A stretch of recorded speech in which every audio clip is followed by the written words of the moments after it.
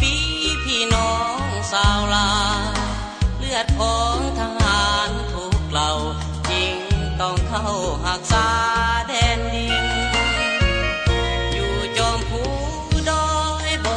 ท้อถอยจากเสียงนาผู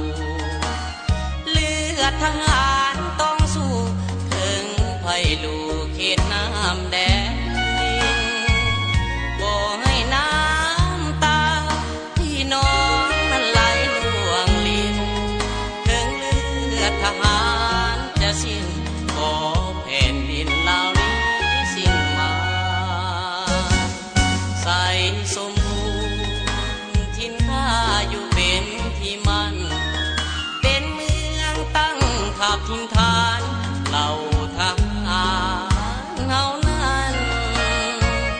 ถึงผู้จะสู้หน้าผาที่นั่นจะสั่นข้ายังบ่เคยได้หวั่นต่อหมู่มารผู้มาหาวีอยู่จอมภูผาลมพัดมาเมฆทั่วไหลผ่านลมฟ้าลมฝนหนาวปั่นหนาวยืนสั่นแทบสิ้นชีวิตต้องทนยอมตายให้หลายสายชาติสตรีเพื่อพื้นดินลาวเฮานี้สิ้นศัตรู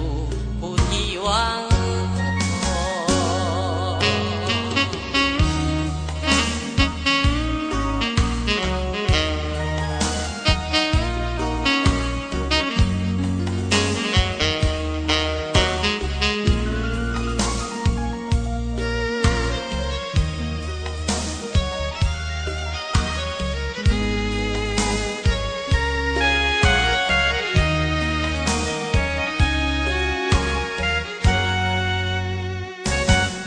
ใส่